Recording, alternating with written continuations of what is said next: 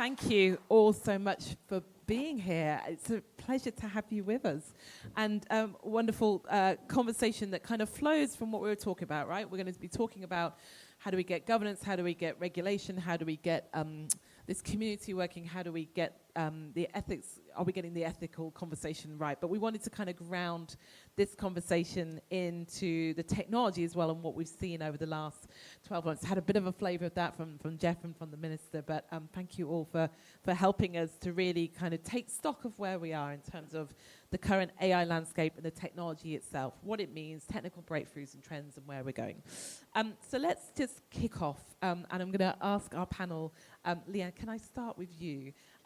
What stands out for you in the last 12 months in terms of technological trends, technological breakthroughs and developments in the AI industry and the sector? You know, what really stands out for you as we approach the, can't believe it, the end of this year already? I mean, how is that possible? Crazy. So hopefully the microphone's working okay.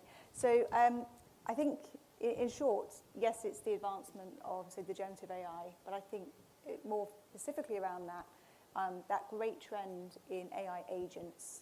And I think that is really, in my opinion, and certainly when I'm talking to clients as well, where we're starting to see it really taking off and the real value starting to be adopted through the organisations.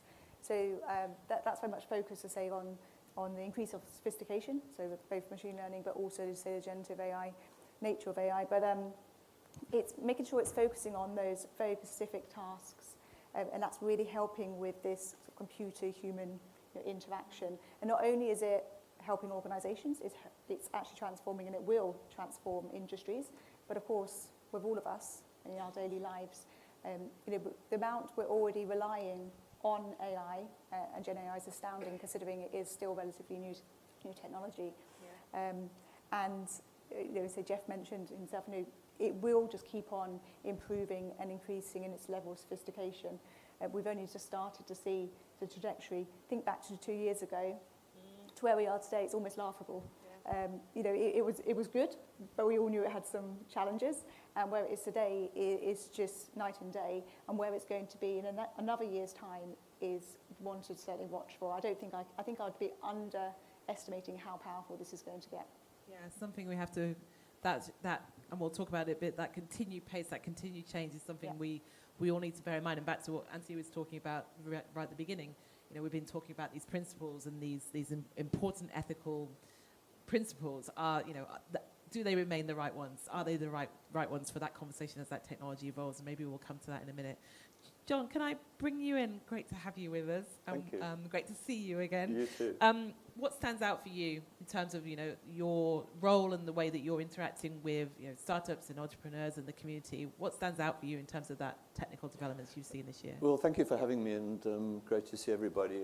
Firstly, I completely agree with Leanne's comments. I'll come back to agents, but I'd say there's probably 3 or 4 things that I think are worth pointing out. Number one, just big picture.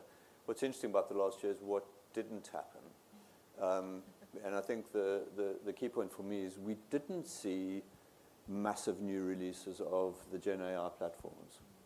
So obviously we're focusing on inference and we're focusing on agents. But the sort of top level question is, are we topping out? And can we just throw compute at the Gen AI models and will they continue to improve? And I don't know the answer to that, but it could go in both directions. We could have a situation where companies like Microsoft or OpenAI invest in enormous amounts of compute and continue to see great progress. Or maybe we've reached the end of that and we're into a new phase of innovation.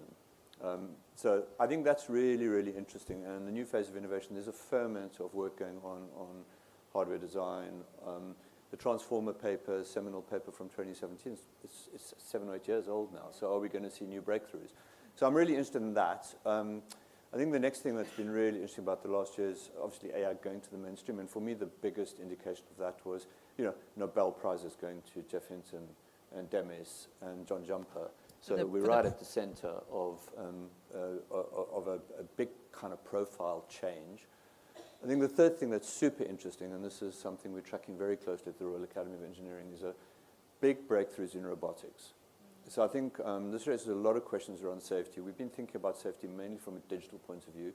If you look at changes the last year, a lot of work on kind of embodiment on how we do behavior cloning, diffusion technologies, different use of the word diffusion, but huge jumps with generative AI changing robotics. And I think we're now into physical manifestations which raise all kinds of AI stuff, question safety stuff.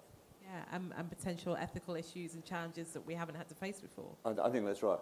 And the final one I just think is on the agent side. Liane hit the nail on the head there, but it's really, really interesting because we're now into the real nitty-gritty of how you map these things into workflows.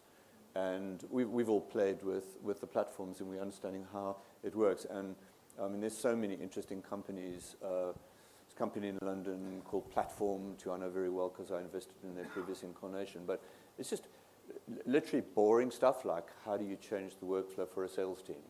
And then the minister talked about public services. There's a wonderful social enterprise called Stay Nimble, which is looking at changing workflow paths for people who previously had a career. So they were a welder.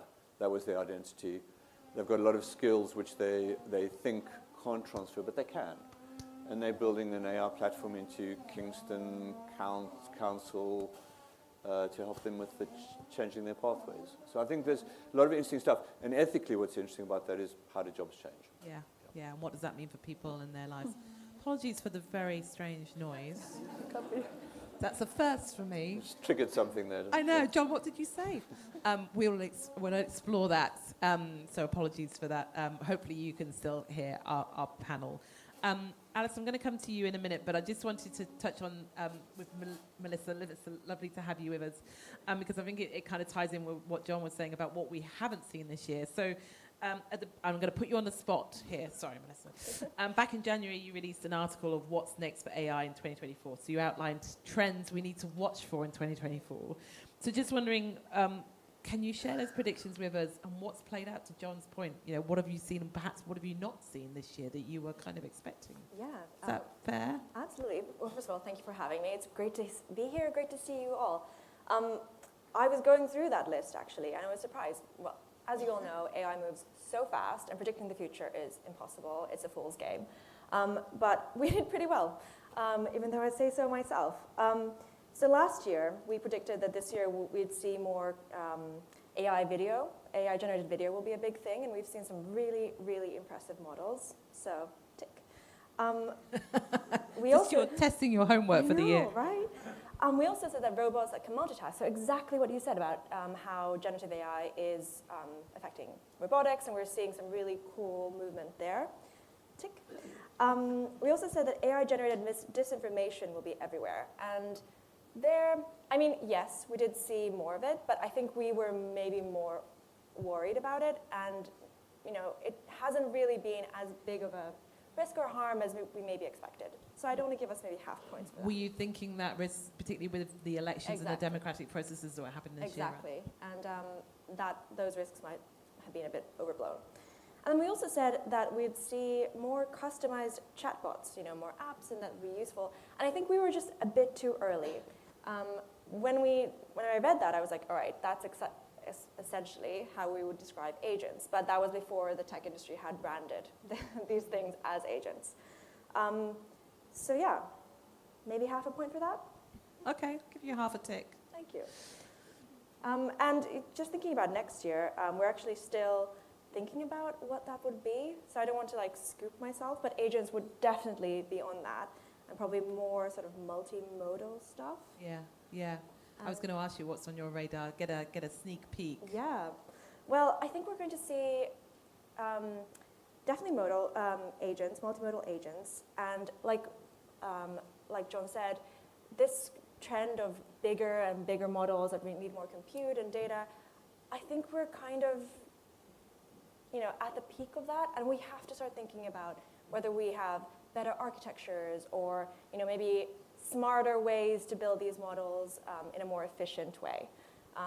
Smaller models are definitely a big trend already, and we'll see that, I think, become even bigger next year.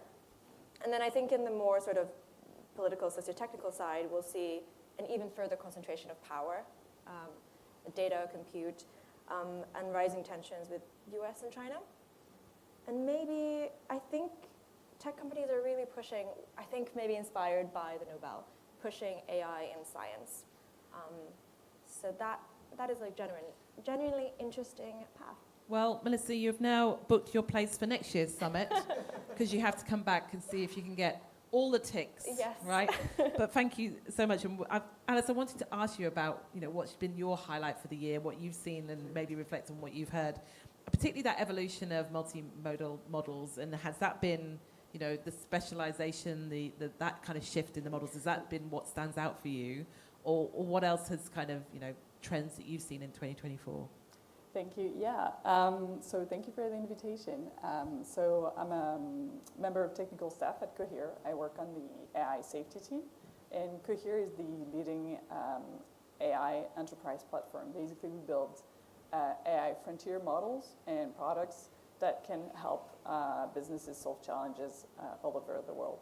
And this year, in terms of what stands out, we've been for multimodal products, we've just released re-rank and embed models, basically making it possible for businesses to search seamlessly both through images and text data. So this is really, really powerful. In terms of agents, obviously we're also working in that, leveraging tool use, so that also businesses can basically be able to have content that has citations included. So basically what some of you may know as RAG, retrieval augmented generation. And so I think that's been one of the highlights of the world. When it comes to specialized models, we've started a partnership with Fujitsu to be able also to release the leading Japanese model there on the market. And I think it showcases really what we can do when we practically decide to solve specialized problems. And here I'm talking in terms of multilingual models. And so at Cohere, basically we focus on understanding and mitigating the safety, the ethical issues that are directly related to the use cases of our customers and to the context in which they deploy the models. And so basically this means that we spend a lot of time thinking about the practical evidence-based risks. And so we think a lot about data privacy, cybersecurity, risks of generating toxic content or disinformation, and less time thinking about more hypothetical or speculative risks. And so, when we think about, so are there new ethical challenges? This is not to mean that there won't be any, but I think that, as was mentioned, we already have processes and frameworks and concepts that we can to address a lot of the challenges today. For example, if you think about, say, hate speech identification, well, content moderation has been around, for the last 15 years. And so we can and we should be building on top of the existing knowledge to address those challenges. Yeah, I mean, that's the great news about this community and this conversation. We're not starting from scratch, right? And to that point, and maybe it's a theme of today, of do we have what we need as this technology evolves and develops and diffusion increases and also convergence increases with other technologies, and where does that lead us? But Alice, the work that you're doing at Cohere is, we'll come on to a bit more of that, but really, really powerful. Because let's talk about that kind of real world application and deployment. It's definitely been a trend, it's definitely been a focus of this year, and will continue, as Anthony said, about 2025 being the year of ROI, so looking at the benefits, the opportunities. But thinking about the real world applications and adoptions of technologies. Leanne, maybe I could come back to you in terms of what are you seeing emerging, and is that implementation in terms of adoption and use of this technology across sectors and industries, is that raising new ethical challenges or issues, or are we dealing with the familiar, as Alice said, it's about privacy, it's about security, it's about transparency, it's about trust? In terms of the adoption, obviously, I think depending on the industry, it does vary somewhat. What is to say, certainly in any heavily regulated industries, the focus absolutely is on efficiencies and I guess productivity. So the co-pilots of the world is the theme, and certainly going into next year. And there's a couple of reasons for that. One, there's in a lot of the industry, certainly in financial services, there is a push for cost out. So that's obviously a big driver from a business strategy point of view. And of course, as like any technology, AI supports a business strategy, not just for its own strategy, for its own sake.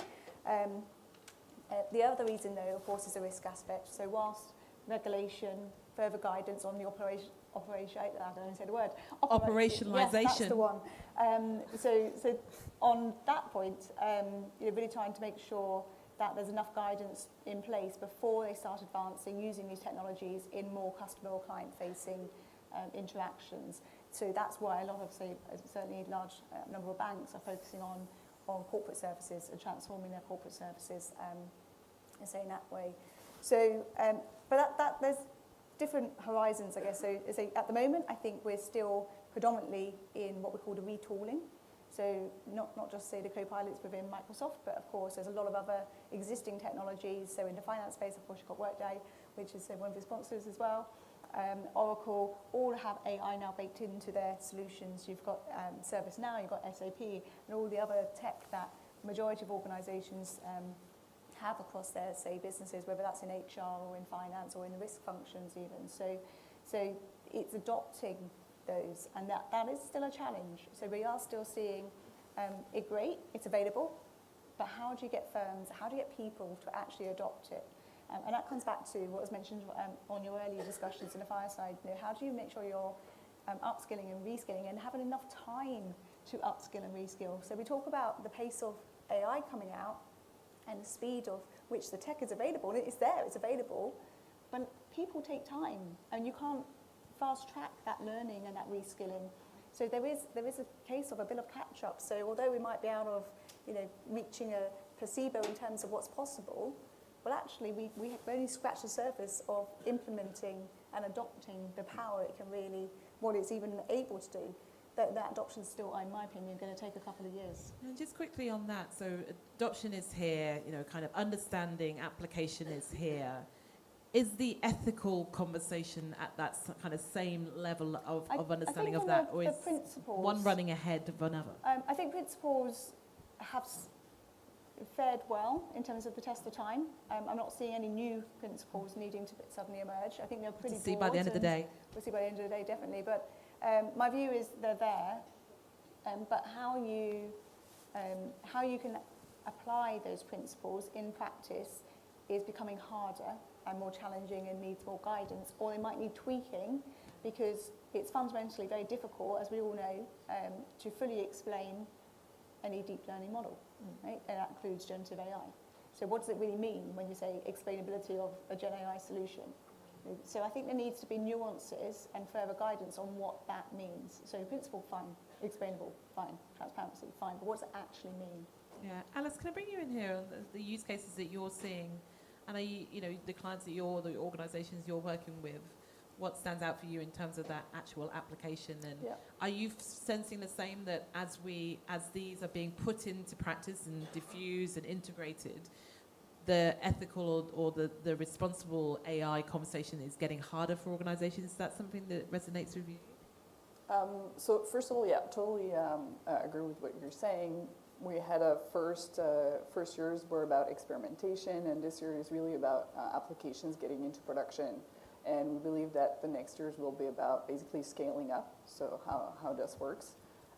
We see a lot of concerns and attention around questions about data privacy and cybersecurity. And that's why, for example, we offer private deployments, and we also, do not train on client data, which is really crucial to preserve the privacy of the data.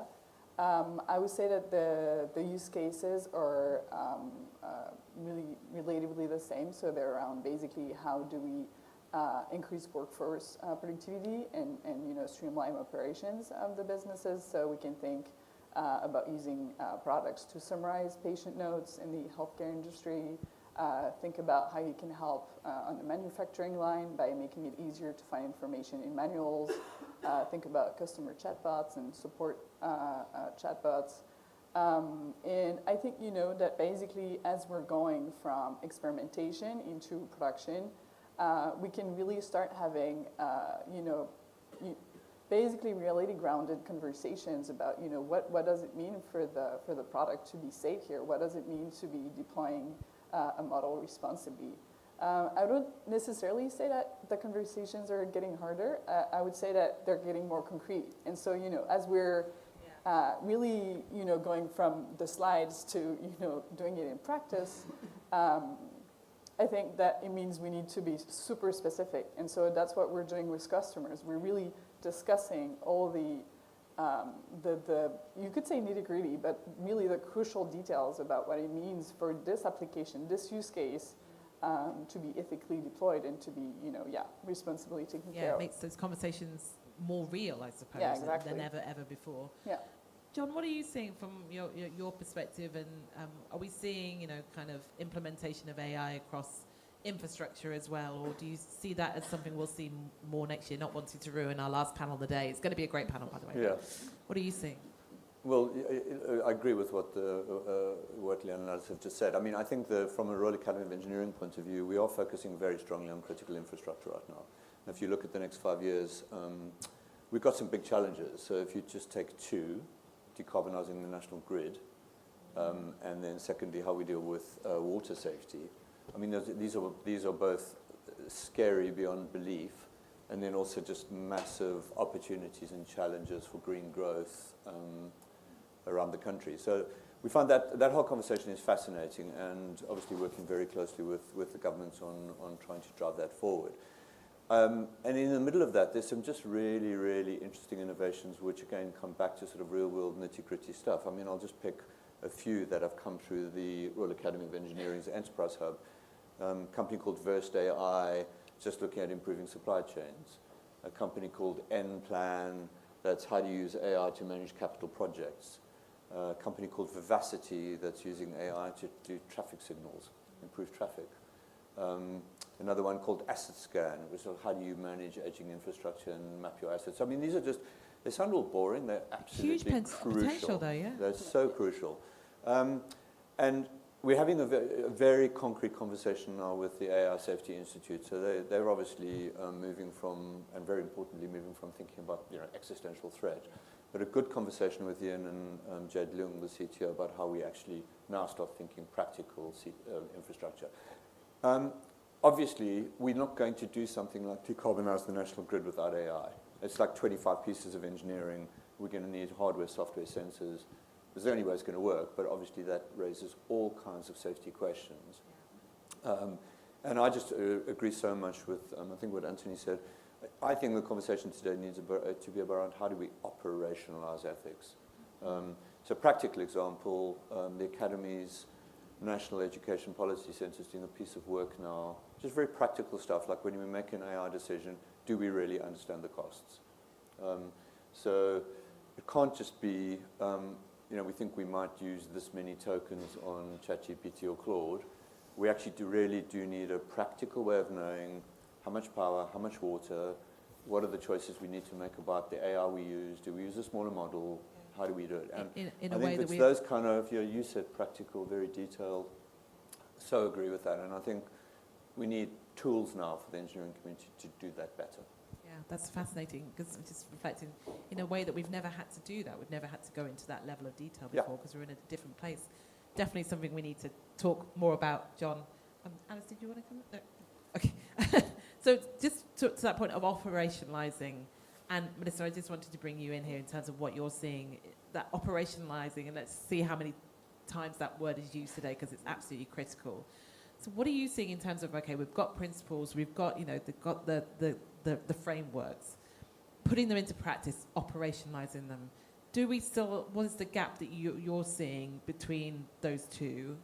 And what do you think we need to do or do more of to bridge that gap? Yeah, I mean, the principles are great. Who doesn't love transparency or accountability or governance, right? But they're so high level and vague, and I think companies are rolling with it. We're seeing things like, red teaming or audits, like new ways to have fairness or like measure fairness. But I think, and those are all great. We need more of that. And it's really cool to see different initiatives, companies using ISO standards or things like that. But I think no one can agree how to do a proper audit or what these bias evaluations look like. Like it's still very much a wild west, and companies each have their own definitions, so it's quite hard to compare these things. And then when you think about things like transparency, I don't think we really have meaningful transparency, which kind of hinders doing things like evaluations or red teaming. So it's really positive, but on the one side, on the other hand, I think companies need to start asking themselves some uncomfortable questions. So, and finding that clarity then, does that need to come from, where does that clarity come from? Where do you think organizations are looking to or for that clarity to come from? I mean, maybe institutes like the AI Safety Institute could have a leadership role in this, really offering some good examples of how this could work. Or companies that can offer really cool or very working standardized ways that they've done this that could then pick up. But it's a really hard question. Yeah. Alice, sorry, it's a very hard question. I know, but Alice, go on. Yeah, I think totally agree with you that I think we need more standardization and also doing this basically together, transparently, to basically being able to kickstart innovation and bring everyone up to speed. And I think a really great initiative is the AI Risk and Reliability Working Group of ML Commons, which is basically bringing industry, academia, independent experts around the table to build a taxonomy. And not only a taxonomy that's needed, but then on that taxonomy, basically be able to build a benchmark, and with that, a platform where basically companies will be able to test their models.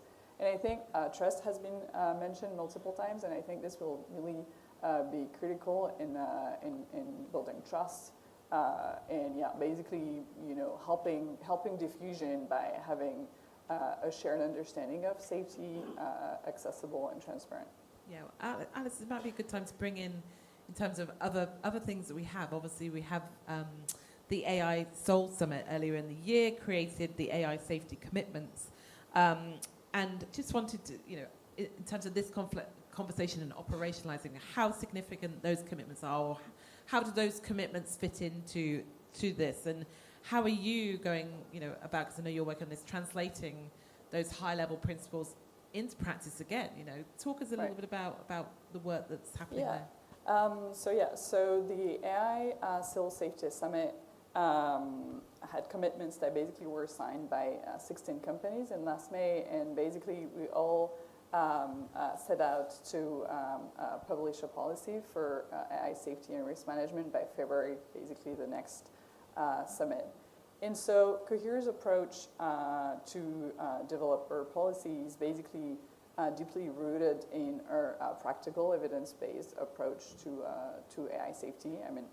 And so what this means is that basically we're looking at the risks that we see based on where our models are being deployed and how they're being used, and obviously the model capabilities. So we focus on the harms that have a higher likelihood of happening based on these contexts and the models themselves. So for example, this means that we'll focus on things like child safety, disinformation, data privacy, and bias in cybersecurity. Basically, there are lots of topics that you can identify, as soon as you get into these detailed analysis of the use cases in the knowing what the models are about. Something else that's super important is that since basically we're deploying products to help businesses around the world solve challenges, it's super important that we don't have an only Western English-centric approach to safety, and that really not only we translate the evaluation and the approach, but also we localize it, right? So we really need to make sure that the models are safe by what safe means basically everywhere. And so we have an approach that's basically safety by design, meaning that we want to make sure, we want to evaluate and to mitigate risks at every step. of the model development rather than like focus at a single moment prior to release. Thank you for bringing that to life a little bit for us as well. It's really interesting to hear about how you're putting those into action. Looking forward to seeing what happens in the summit next year as well. And to that point about that global conversation and making sure that we get this right for not just the Western world, but the whole of the world.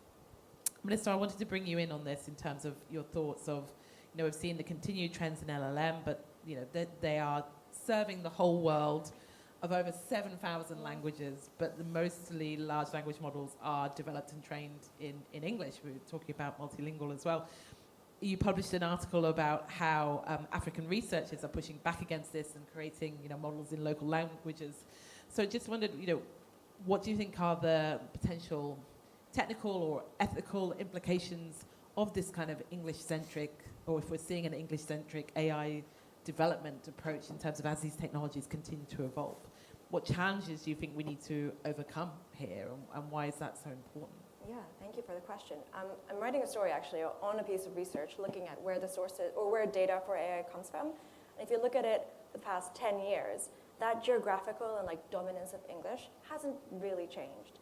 And that has some huge implications, right? Because language comes with a lot of power and values and culture. And the person or the language that can, or country that can dominate that technology can kind of dominate almost our worldview, right? As everyone interacts with these models. So having a diverse set of languages and even geographic split is so important, especially if we want to scale this technology globally. And yeah, we're seeing lots of really, really cool initiatives. Cohere had Aya, multilingual models, Masakane, which is African grassroots natural language processing initiative, Mozilla, really cool project called Common Voice, which if you speak another language other than English, really recommend you donate your voice. They're collecting voice data from all around the world. I donated Finnish.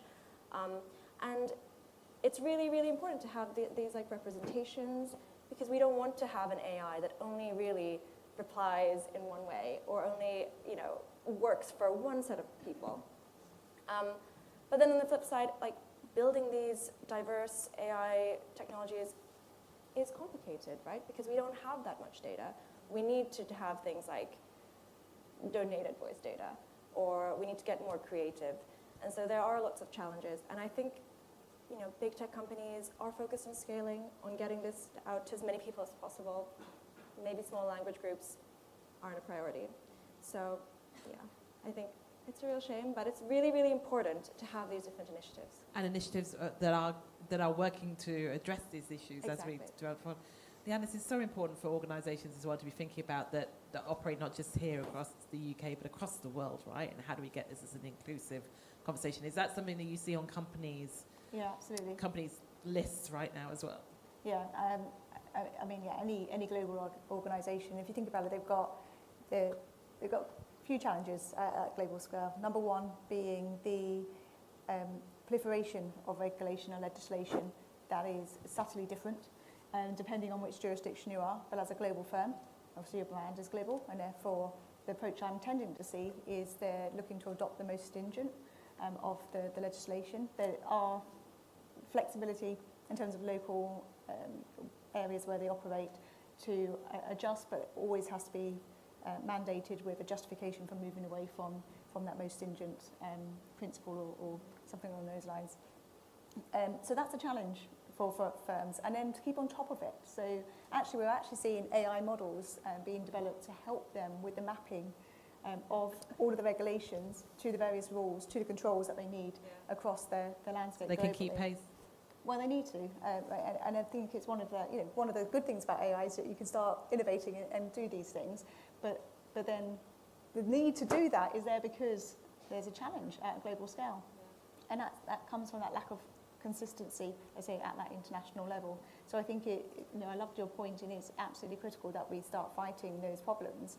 One of the things that we're exploring is that, go back to your earlier question about where organisations looking. They are looking for governments. They are looking for their regulators of their industries to give them more guidance, to put out some more information. But ultimately, they they're looking for that assurance that when they're adopting, remember they're adopting models typically rather than building themselves, right? So yes, they'll adopt, let's say, a Microsoft Copilot, or they'll adopt one of the other models as well. But where's that assurance and that remit on the tech firms to really showcase that what they're adopting is safe and ethical? And that's the challenge that most organisations are in, because they don't have control over that aspect. They're relying on, whatever the contract is with that organisation to say that they've gone through the ethical standards. But there's still that uncertainty, as we well know. It's not perfect, and it won't be perfect for a long time. So that's what they're really looking for. They're looking to understand the broader landscape, and that sort of trust custodian across all stakeholders is necessary. Yeah, thank you, Leanne. And I'm sure those topics will be picked up in the panels that we'll have after the coffee break, where we're looking at regulation and also the regulators as well. So stay tuned for that. We're coming to the end of our time, and I just wanted to ask the panel before we finish, what should we be keeping on our radar for the looking ahead? Is it embedded AI? Is it agentic AI? What is it that's most significant in your minds in terms of, and what are some of the ethical challenges or issues or questions that the next stage of AI development could raise for people? John, I'd love to come to you first, if that's fair. And also, should that global conversation and the importance of getting this right globally be part of what we need to have on our radar? Do you think more so than we've done before? 100%. Obviously I have a strong focus on Africa, so I wear 3 hats there: Royal Academy of Engineering, Enza Capital, where we've invested in 35 companies across sub-Saharan Africa, and also the Raspberry Pi Foundation, which does early stage education for young people. We've talked about the language one, and I just so agree with what you all said. Actually, Ada Lovelace published a really good piece around language as well this last week, and this notion about low resource languages which are not written down is just literally critical. And there's some great companies. There's a fabulous company in Egypt called Widebot that's doing work with Arabic dialects, is scoring really well on Hugging Face, so it's worth looking at them. But just across Africa, I don't think you can underestimate the friction that African entrepreneurs face. It's the daily friction, and then very little access to compute, access to energy, all of those things. So I think the innovation that's happening there is super interesting, and it probably lands in 4 places that I find exciting. Number one is there are 10 million small, medium businesses across Africa that need to be helped. Number 2 is agri-tech. Number 3 is carbon and biodiversity, which I think is really, really crucial. And 4th is health. So those are the 4 areas where, I can give you lots of names of companies. I think the carbon and biodiversity one is super, super interesting right now, because if you look at biodiversity, 30 by 30 coming out of COP15 and COP16 lands on Africa.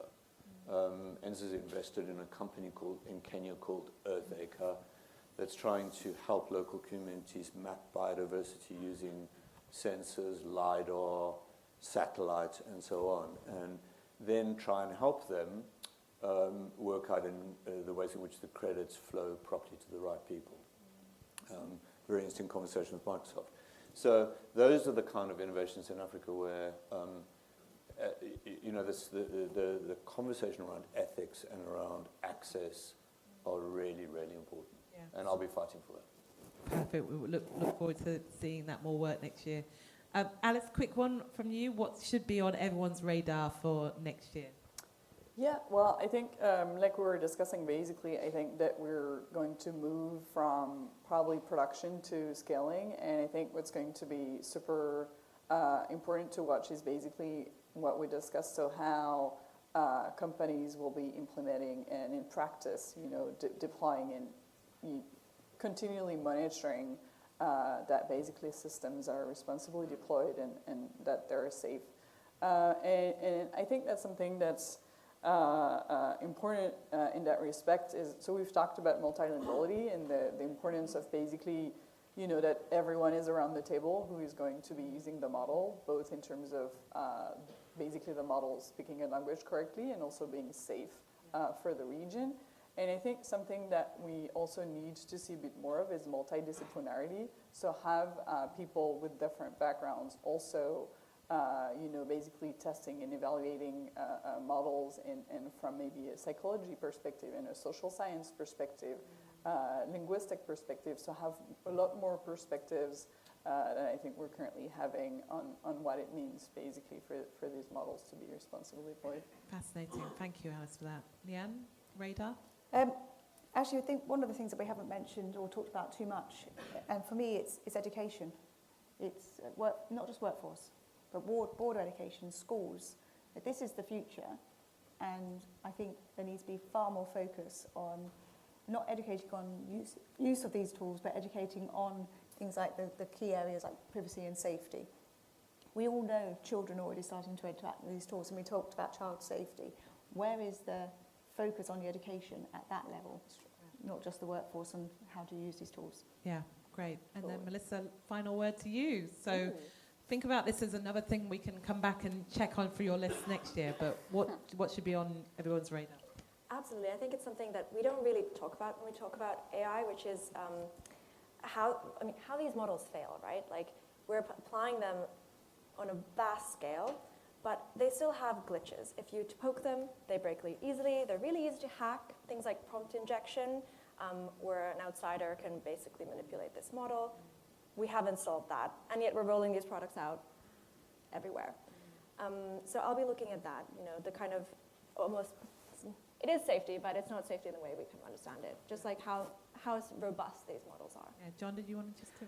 Yeah, I just want to sort of wrap up, but come in on the final point, because I think the point you made is really important. I think part of operationalizing is for engineers to go elbows out and try and make these conversations expansive. When engineers sit in their silos and build what they think are perfect solutions, they fail.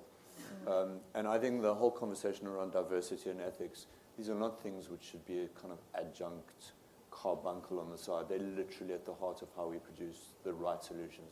We've got to get the right people in the room. Engineers have to be cross-disciplinary across engineering, but also going across to other disciplines. And then we need to be having the conversations always with local communities in mind. We need to be having these conversations in Blackburn, Lancashire, and Middlesbrough, and around the country, listening to local communities when we build, as well as Africa. Yeah, absolutely. That's a great point to end on. So thank you, John, about bringing everyone together, and that's what the summit is all about. But of course, we need to do more of that during the year as well.